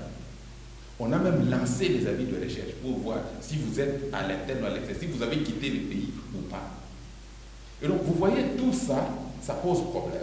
Le délai est expiré, vous revenez. Et quand vous revenez 7 jours après, on a l'impression, même si vous avez été malade, mais on se demande. Moi, j'essaie de faire des recherches pour savoir quelle peut être la maladie qui peut être plus grave jusqu'à atteindre l'essence vitale de quelqu'un pendant 7 jours et puis le revoir 7 jours après en forme. Je n'ai pas trouvé. Je n'ai pas trouvé. Je ne sais pas si c'était un AVC ou c'était une folie temporaire passagère, je ne sais pas. Mais après, il va se rendre à Kinshasa. Alors quand il se rend à Kinshasa, dans le contexte où ces propos ont été pris et invités à Kinshasa, moi je pense qu'on a invité les services de sécurité, les services de renseignement qui devaient maintenant récolter les informations. Alors en ce moment-là, les choses vont devenir plus compliquées qu'avant parce que vous avez d'abord été injoignable, non localisable. On peut se dire que vous avez même quitté le pays, vous avez même rejoint, je ne sais pas, la rébellion, on ne sait pas. On pouvait supposer tout ça. Alors, si vous étiez parti bien avant, peut-être que le malentendu serait dissipé. Vous ne l'avez pas fait. Vous avez disparu et puis vous avez réapparu. Vous êtes allé à Kinshasa. C'est en ce moment-là que moi je me dis que les services, et on a suivi tous le VPN qui dit que lui n'a plus de problème avec Jacques Yabula. Mais il attend juste qu'on lui fasse rapport sur ceux qui sont en train de récolter les informations sur les événements. Dès qu'on lui dit qu'on n'a rien trouvé, Jacques Yabula rentre dans sa province. Mais si jusqu'à présent Jacques Yabula n'est pas dans sa province, ça veut dire que soit les informations, on n'a pas encore fini de récolter les informations, soit si on a fini de récolter les informations récoltées ne permettent pas au VPN de rétablir Jacques Yabula. Et le fait de... Alors, moi je regarde ces faits-là et Dani Banza, je ne vois pas de lien. Et le fait de garder Jacques Yabula... Je ne vois pas de lien entre Dani Banza et tout ce que je viens de détailler ici. Voilà, le fait de le garder à Kinshasa, ça ne va pas fragiliser l'union sacrée au niveau de la province. Non. Non, ça dépasse les limites politiques. Garder Jacques Yabula à Kinshasa, ce n'est plus politique. C'est la sûreté et la sécurité. Oui, mais sa famille politique réclame le retour. Au même moment, on l'envoie du côté de l'UDPS. C'est carrément 2 camps. Il y a ceux qui le soutiennent et ceux qui le rejettent. Ce que j'aime en politique congolaise, c'est la manipulation. La même UDPS donne des avis différents. Il y en a qui pensent que Martin Kazembe, qui est UDPS, fait très bien son travail. S'il y a d'autres personnes de l'UDPS qui réclament le retour de Yabula, c'est leur droit. Mais ce que moi je pense ici, c'est que la sûreté, la sécurité prime sur la politique. Et jusqu'à preuve du contraire, si on s'en tient aux propos du VPM, le problème n'est plus à son niveau. Le problème est au niveau des services qui récoltent les informations. Alors si ces informations ne permettent pas à ce que Jacques Yabula revienne en province, moi je ne vois pas pourquoi l'UDPS va s'agiter. Ou alors l'UDPS voudra qu'on libère quelqu'un qui est suspecté, bon, je ne sais pas, je suppose, je ne confirme pas, de déstabiliser la province ou le pays, qu'on le rétablisse pour mettre en péril la sécurité de la province ou du pays, où il faut qu'on le garde alors qu'il y a la poursuite des opérations des institutions en province. Moi je pense qu'il suffit d'un peu de logique pour comprendre la situation. Et par la même occasion, moi je voudrais condamner ceux qui conseillent Jacques Yabula. Jacques Yabula, quand vous regardez son parcours, vous allez vous rendre compte que c'était un bon gouverneur. C'était un bon gouverneur dans tout son premier mandat. C'était un bon gouverneur. Et je le dis en tant que journaliste, avec les données que j'ai, c'était un très bon gouverneur. Quand il a pris son second mandat avec le FCC Cash, c'était encore un bon gouverneur. Jacques Yabula a commencé à corrompre sa gestion quand il y a eu rupture entre FCC Cash. Alors, lui, venant du PPRD, il a voulu à tout prix se maintenir. Et se maintenir, à cette période-là, voulait dire de compromis, de faire des couvertes, peut-être. Voilà. Alors, il fallait faire tout ça. Et tout ça ne lui a pas permis de bien gérer. Il était obligé de nommer même les ministres qu'il n'aimait pas. Vous détestez quelqu'un, vous ne l'aimez pas, mais vous êtes obligé de le nommer ministre. Vous êtes obligé de poser un certain nombre d'actions pour plaire aux individus. Et à ce moment-là,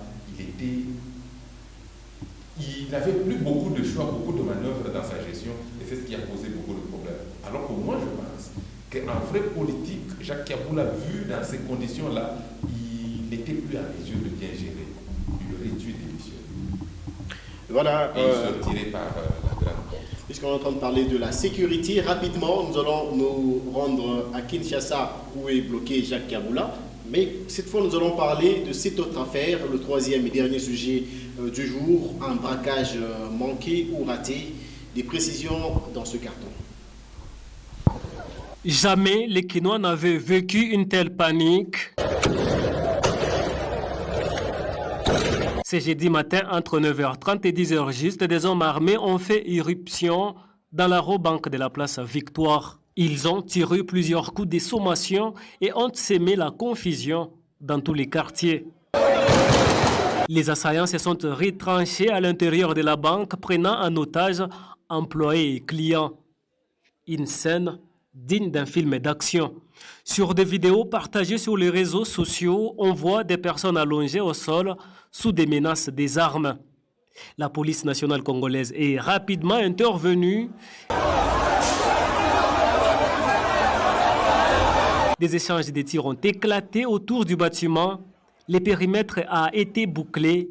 Un dispositif de sécurité mis en place afin de neutraliser les braqueurs et protéger les civils.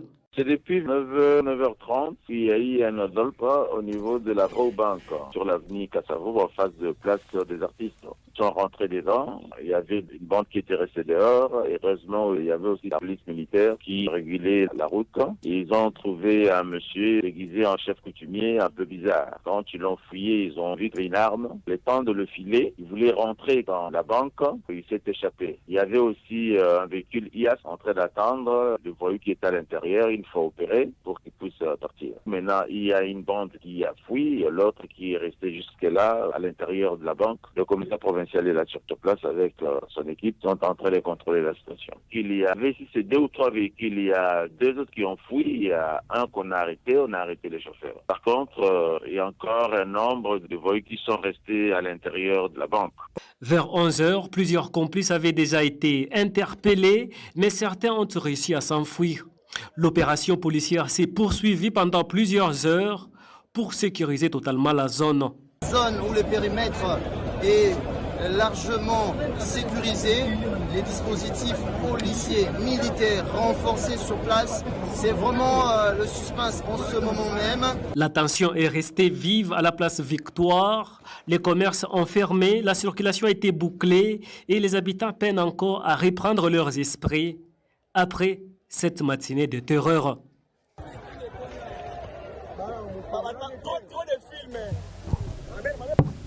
Voilà, félicitations au service de sécurité pour ce coup, je peux dire, filet Toumba, un joli coup de filet à Kinshasa, même si ce n'est pas le premier cas de braquage enregistré. Oui, je pourrais aussi dire félicitations comme toi, parce qu'il n'y a pas eu de blessés, il n'y a pas eu de morts, mais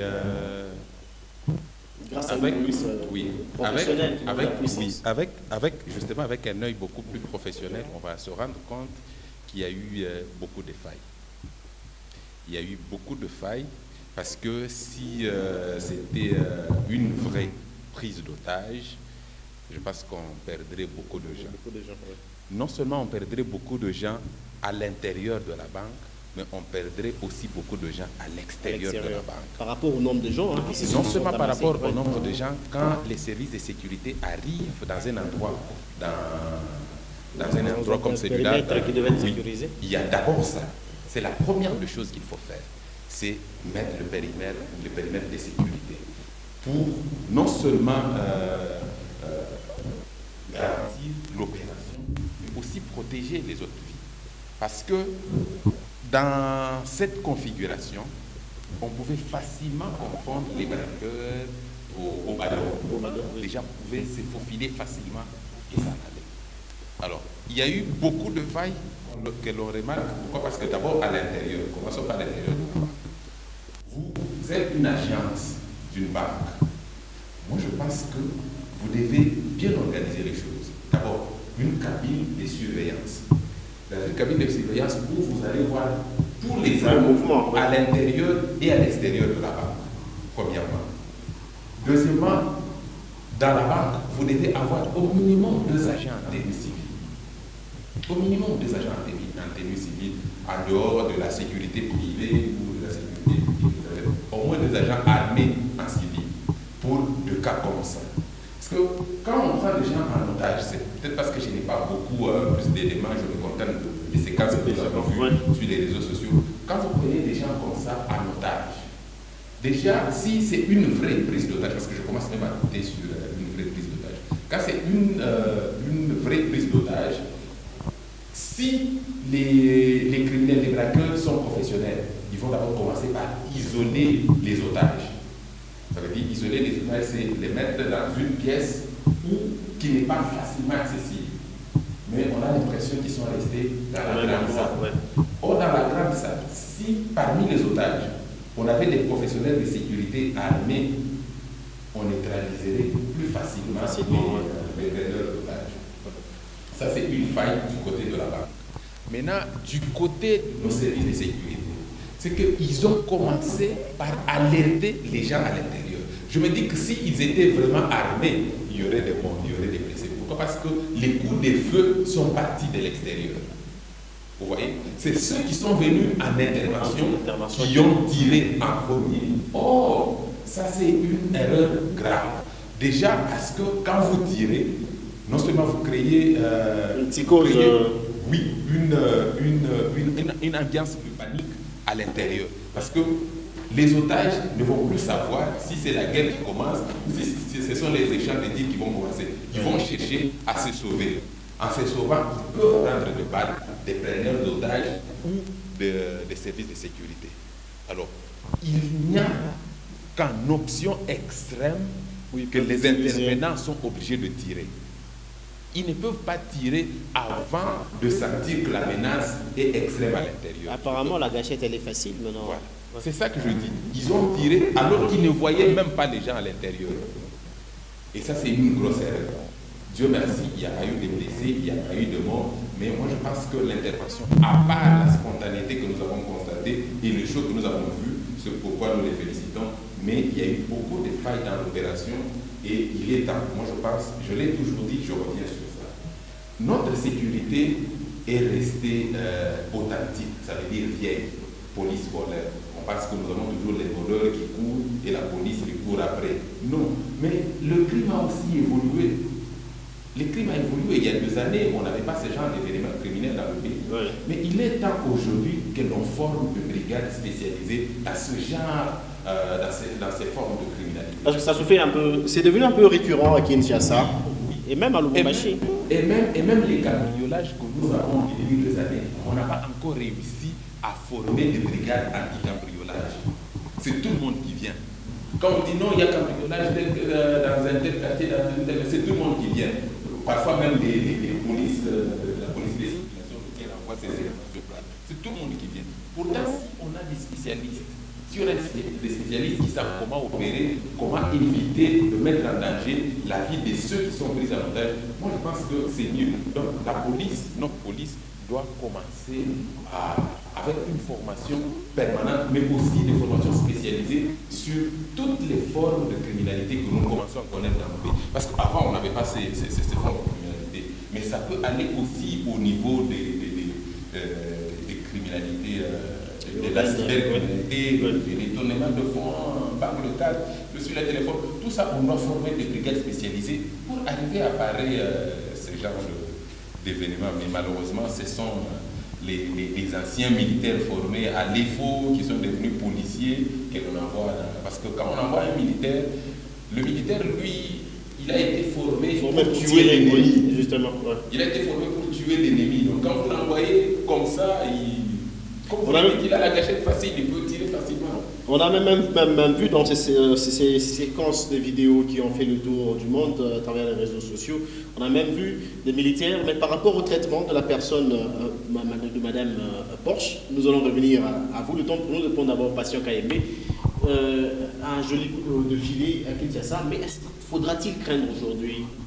Oui, bien sûr, il faudra craindre. Nous parlons toujours de l'insécurité et de notre police, tout comme notre insécurité en général. Chaque jour, nous ne cessons de le dire que nous sommes en insécurité en RDC. Pourquoi? Parce que le paramètre de préparation dans notre pays face à notre police, face à nos militaires, ne sont pas bonnes. Vous vous retrouvez dans un pays où la police scientifique n'est pas formée comme la police scientifique. Est-ce qu'il y en a d'abord en RDC? Oui, la police scientifique, elle existe. Mais elle n'est pas formée aux normes et au rythme de la police scientifique. Comme l'a dit mon co-débatteur, on est resté authentique. C'est-à-dire dans l'ancien temps où quelqu'un fait la formation, on lui donne l'arme, c'est un policier, il fait ça dans une blouse, rampée, l'arme de bois. Après 2 mois, 3 mois, on lui donne la tenue. C'est comme ça que vous avez vu, en lieu d'aller faire ce qu'il fallait faire, on a eu des policiers, je crois c'est pourquoi on appelait les militaires, parce que les policiers, ils étaient en train de faire des blagues. Vous voyez un policier à qui on dit il faut jeter les gaz lacrymogènes à l'intérieur, il répond au public non, moi je suis parti prendre une bombe. Donc c'est-à-dire les policiers ne savent même pas qu'est-ce qu'il doit faire là-bas. Il n'est pas préparé, il n'a pas reçu de formation, ni quoi que ce soit. Je ne sais pas si on les avait recommandés et tout ce qui va avec. Mais pour ce qui est de la scène qui s'est passée, il faut se dire, j'ai vu, c'est parti dans tous les sens. Non, la femme n'était pas partie peut-être pour faire ceci, cela, mais... Elle dit que, ça c'est d'après son affirmation, elle louait une arme à jouer. D'accord. je vais aller avec le code pénal qui dit, le code pénal congolais, dans son article 112, il dit ceci. Est clair, tout geste qui provoque la panique ou fait croire à un danger réel constitue une infraction. Nous sommes dans une banque. La dame, elle vient avec une arme à un jouet comme elle prétend que c'est un jouet. En fait, c'était quoi l'intention de quitter avec une arme en jouet dont tu n'es ni parti pour retirer de l'argent, je ne sais moi pour faire quoi que ce soit. Tu te retrouves cagoulé avec des histoires de son habillement qu'on a vu tous comme on l'a vu, et elle veut nous faire quoi? Parce que j'ai vu, c'est parti dans tous sens. Non, moi, certains avocats qui prétendent être avocats plus que les autres avocats, non, nous allons défendre la femme. Bien que le traitement n'a pas été bon, parce qu'il faut respecter les droits de l'homme, Il faut respecter l'être humain aussi longtemps qu'elle n'est pas encore condamnée. Et même sa sentence... C'est aussi son droit qu'on la défende. Non, c'est ce que j'ai dit. C'est son droit d'être défendu. Mais cela ne doit pas laisser... Vous savez, avec les réseaux sociaux aujourd'hui, avec les systèmes du populisme, on perd les gens sur les banches. C'est-à-dire le vrai droit ne sera pas dit par des avocats qui publient toutes choses. Et pour ceux qui, en réalité, ne sont pas initiés du droit, ou soit qui sont encore dans des classes inférieures ou promotions inférieures à la faculté des droits, ils risquent de se tromper face à leur publication. Parce que j'ai vu des publications sur les réseaux sociaux qui partent dans tous sens. Non, la femme, elle ne pouvait pas être arrêtée comme ça, si c'est là. Et pourtant, le droit est clair. Il est clair. La femme, elle a créé de panique dans la banque. Elle s'est retrouvée où? Dans une banque. Avec quoi? Avec une arme, comme quoi c'est en plastique et tout, jusque-là. Et aussi, la deuxième chose que je condamne, c'est au service, notre service. Pourquoi? Vous avez créé la panique autour de Victoire Hamad, où ça s'est passé dans la commune de Kalamou. Mais jusque-là, vous n'avez pas si donné, c'est quoi les communiqués officiels qui déterminent qu'est-ce qui s'est passé réellement dans cette banque. À la Rabanque, il s'est passé quoi? Il y a eu combien de cambrioleurs qui ont été arrêtés? Vous avez neutralisé combien? Et tout ce qui va avec. Comme vous l'avez dit ici. C'était très facile en tirant, même celui qui était ensemble avec la dame pour braquer la banque, qu'il puisse aussi sortir comme victime, comme quoi j'étais venu aussi retirer de l'argent. Il faut qu'il y ait quand même un peu de professionnalisme dans ce que vous faites. Et aussi, il faut savoir la manière de communiquer. Vous avez sémé la panique, vous avez créé dans tous les sens la panique, mais après, au final, vous laissez les gens dans... Chacune des personnes commence à donner maintenant cette information. Il y a les gens qui s'autoproclament, moi je suis avocat de cette dame, sans qu'elle ne soit. Donc, maintenant là, on ne sait plus c'est quoi la vraie information, mais pour ce qui est de l'acte posé par la dame, c'est une infraction parce qu'elle a sémé la panique, elle a créé des troubles, elle s'est présentée avec l'objet qui montre l'intention d'une personne qui, en réalité, pouvait ou ne pouvait. Mais c'est aussi le droit. Si on dit que jusqu'à preuve du contraire, elle jouit de la présomption d'innocence. C'est pourquoi... Donc, c'est pourquoi je dis, moi je suis sur l'intention de la femme. C'est-à-dire, c'est que dit le droit sur l'intention de commettre cette infraction. De commettre cette infraction. Donc, elle est dans ses droits de jure de la présomption d'innocence jusqu'à présent parce qu'elle n'est pas condamnée. C'est pourquoi je dis, je condamne notre service parce que notre service n'a pas donné une bonne information jusqu'à présent. Mais d'après ce que nous on a vu de notre façon de voir, comme nous avons tous ramassé ces informations sur les réseaux sociaux, je me dis, il y a l'élément qui constitue l'infraction parce que l'intention y était. Et comme l'intention y était et qu'elle est partie jusqu'à créer, à troubler l'ordre dans la banque et qu'elle s'est présentée soi-disant avec une arme, je ne sais pas, jusqu'à preuve du contraire, on n'a même pas encore vu une photo, c'est la fille elle-même qui dit c'est une arme en plastique. Moi, je me dis personnellement, parce que si nous réfléchissons même trop terre à terre, comme vous avez soulevé la question de votre fille de 6 ans, je ne pense pas que la dame, quand elle est arrivée, dans son arme en plastique dans les sacs, ils ont vu ça dans les sacs.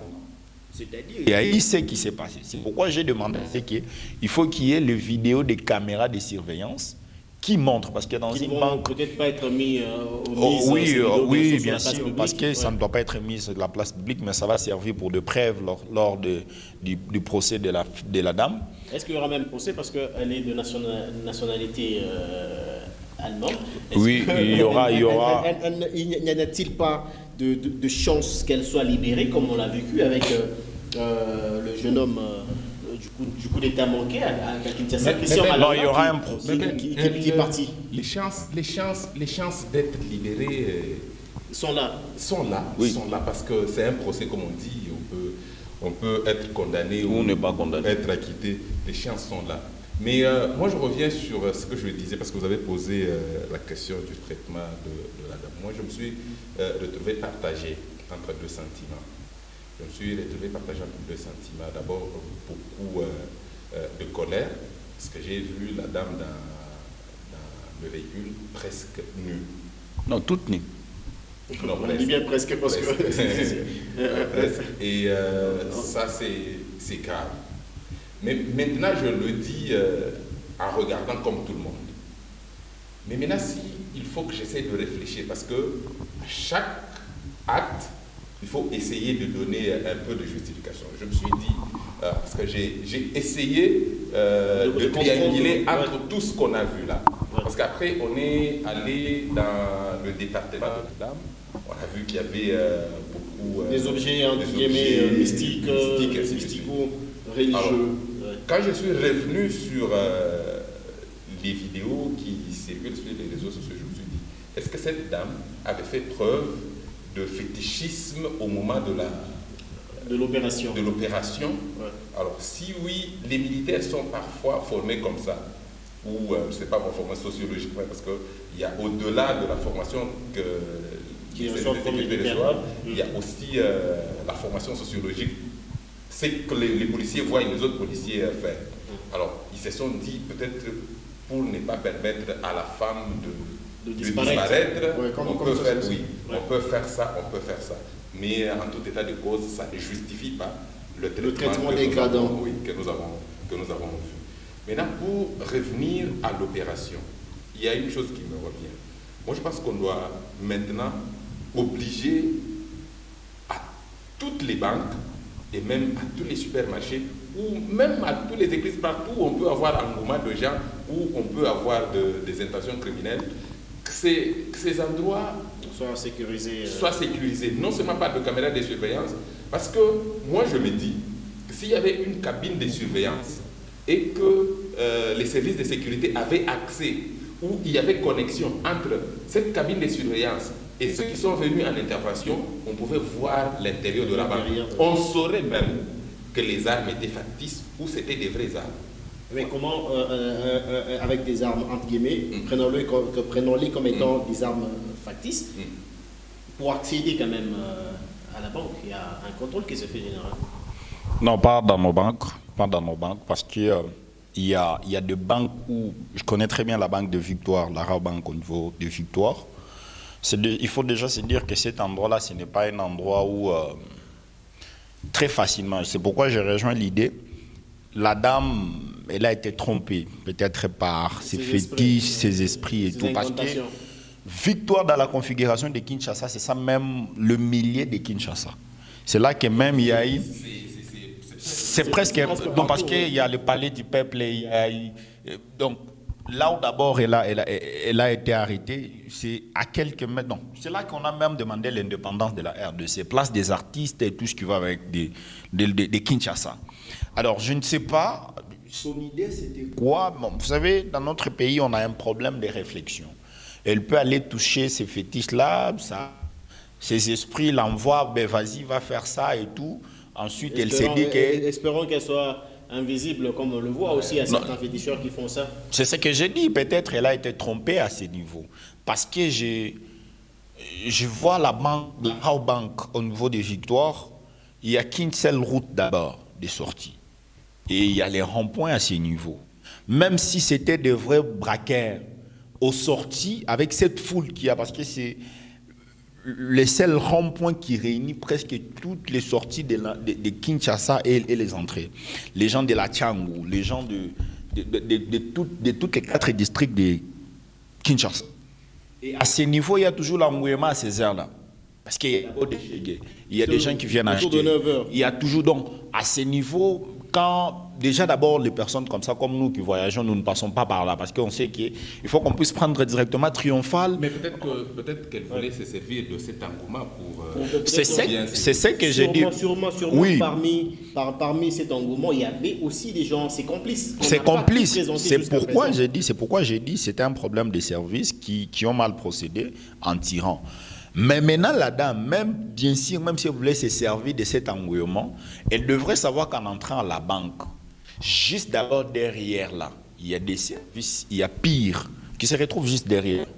Parce que nous sommes entre la commune de Kassavoubou et la commune de Kalamou. Sûrement qu'elle a étudié bien son plan, elle a tout planifié, peut-être que les éléments n'étaient pas en place. Elle sait qu'autour de 9h, 10h, ils ne sont pas là. Il n'y a pas un endroit qui est mieux sécurisé comme cet endroit-là. Parce que les bâtiments, le palais du peuple est juste à côté.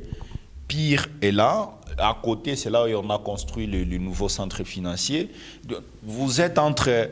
vous êtes entouré, parce que juste après Pire, c'est là il y a Kaka Kokolo. Donc, c'est-à-dire, je m'imagine, si ce n'est pas l'esprit spirituel qu'elle est partie toucher, en allant même en état braquaire, scientifiquement, je pense que cela ne devait pas se faire. Ça ne devrait vraiment pas se faire. Philippe, j'aimerais, parce qu'on a presque plus de temps, j'aimerais que l'on parle du droit des présumés aujourd'hui. Parce qu'on l'a vu, c'est vrai, la dame, elle a été humiliée, elle a subi ce traitement dégradant. Il y a même la réaction du ministère des Droits humains qui a condamné le traitement qui lui a été réservé par les forces de l'ordre. Que dit la loi concrètement? Doit-on aujourd'hui filmer les présumés comme on le voit? Ou bien... Pas du tout, pas du tout. Comme je le disais, Ben, la dame jouit jusqu'à preuve du contraire de la présomption d'innocence. Donc, elle a droit à sa dignité. Elle a droit à sa dignité. Et ce qui s'est passé, moi je pense qu'elle a totalement le droit de traduire en justice tous ces services ou tous ceux qui ont participé, ces éléments qui ont participé à son humiliation. À ce traitement, parce que c'est une violation de sa dignité, parce qu'aujourd'hui tout le monde a vu ce qui s'est passé, et moi je pense que c'est très grave. C'est très grave parce que, comme je le disais ici depuis le début, il n'y a que les juges qui peuvent attribuer la qualification criminelle à quelqu'un. Donc, au moment où les juges n'ont pas encore qualifié cette dame de criminelle, donc le traitement doit être... Et même si on arrivait à prouver que c'est une braqueuse, c'est un criminel, mais elle ne perd pas son droit à la dignité. Elle ne perd pas son droit à la dignité. Elle peut être criminelle et traitée humainement. C'est comme l'on pense que quand on arrête un voleur, il faut le drainer dans tous les sens. Les prisonniers n'ont pas droit à la vie. Il y a aussi une matière à... C'est comme ça que je disais que nous avons une police pour généraliser les services de sécurité qui ont eu des formations. Les formations pratiques sur terrain, les formations sur la loi, mais il y a aussi une autre formation qui doit être organisée. Non, il y a aussi une autre formation qui conditionne la plupart de nos éléments, c'est la sociologie, surtout dans la police, c'est la sociologie policière. Ça veut dire qu'un policier, quand il quitte l'académie et il arrive sur le terrain, il oublie tout ce qu'on lui a appris sur les droits. Tout ce qu'il va mettre en pratique, c'est ce qu'il voit faire les autres. Ça veut dire que ce qu'il va apprendre sur l'État. C'est ça la plus grande formation d'un policier. Et si on arrivait à maîtriser les pratiques des policiers ou de tous les services de sécurité sur le terrain, moi je pense que même les générations des éléments de sécurité qui viennent vont trouver déjà une police assainie, une police réformée. Et moi je pense que les choses vont aller un peu plus normal. Et donc c'est par là que nous allons mettre bien sûr un terme à cette émission d'analyse et débat. Merci Philippe. Merci Ben, merci à tous ceux qui nous ont suivis. Merci à Bastien qui a été tout feu, tout flamme tout au cours de cette émission. Je suis fier de vous. Merci également Patient KMB. Merci à vous, monsieur Ben KMB, mon nom bien sûr par les noms, et merci aussi à notre journaliste ici présent. Journaliste criminologue. Merci, ça a été bien que moi j'ai été politique. Donc comprenez, nous on est des politiques. Nous, on ne badine pas avec les politiciens qui font souffrir la population congolaise, hein, qui nous ont détourné 18 ans, qui nous ont volé 18 ans. Imaginez-vous, l'enfant qui avait 18 ans aujourd'hui se marie et tout. Donc, j'espère que vous allez prouver c'est un plaisir. J'espère que vous allez prouver. Je suis prêt à l'éprouver, il n'y a pas de problème. J'assume mes propos et je les répéterai toujours qu'ils nous ont volé 18 ans. L'enfant qui est né et a fait 18 ans aujourd'hui, s'est marié, on l'a volé ses 18 ans juste comme ça. J'ai envie de dire que ces 18 ans étaient constitutionnels parce que c'est la Constitution qui a permis. Jusqu'à aujourd'hui, aucune personne ne mange la Constitution en RDC à part souffrir. Voilà, et donc il ne me reste plus qu'à vous dire merci vous, fidèles téléspectateurs et auditeurs de Nyota Radio Télévision, pour l'attention accordée à cette émission. Nous clôturons bien sûr en disant que le ministère des Droits humains a pris bien sûr la décision de s'assurer que ces éléments qui ont commis le traitement inhumain et dégradant à l'égard bien sûr de la dame Porsche Honorine soient bien sûr, traités conformément ou sanctionnés conformément à la loi. Par là s'achève donc cette émission. On vous fixe rendez-vous le week-end prochain avec la même détermination. Au revoir.